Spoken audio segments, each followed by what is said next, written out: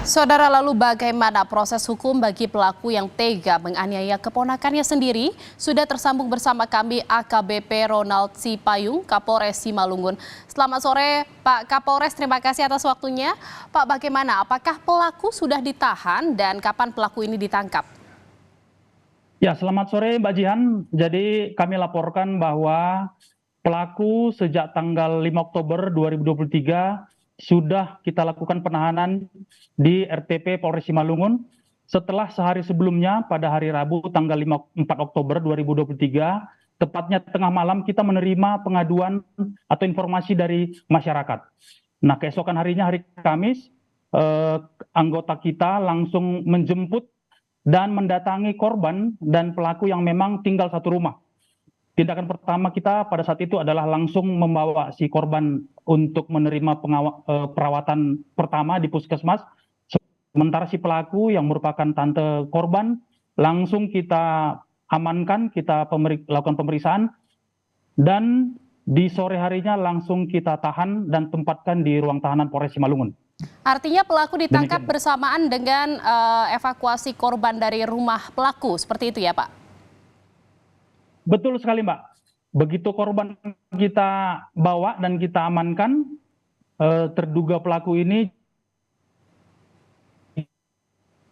juga langsung kita bawa ke kantor Polsek Seribu Dolo. Pak Kapolres, kita tahu ini evakuasi terhadap korban ini baru dilakukan 2 hari setelah kejadian. Siapa yang melaporkan kejadian tersebut ke polisi?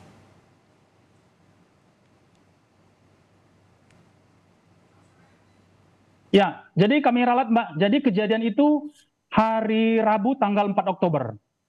Keesokan harinya, pagi-pagi hari Kamis tanggal 5 Oktober, korban dan pelaku sudah kita amankan. Jadi bukan 2 hari dihitungan 24 jam, tetapi kurang dari 24 jam kita sudah lakukan tindakan kepolisian.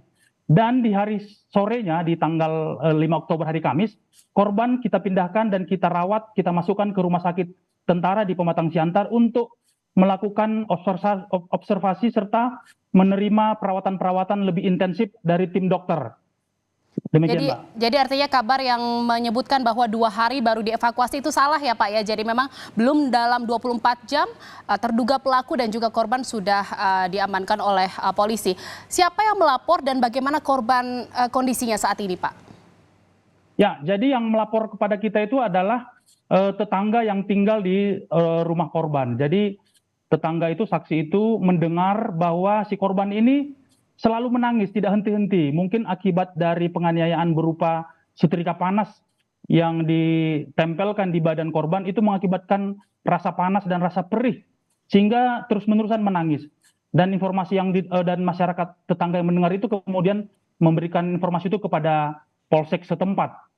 Dan selanjutnya Mbak, kami sudah laporkan bahwa sejak hari Kamis sore, korban itu sudah dirawat di rumah sakit dan tim kedokteran dari Polres Simalungun bersama tim rumah sakit sudah melakukan langkah-langkah untuk memberikan pengobatan.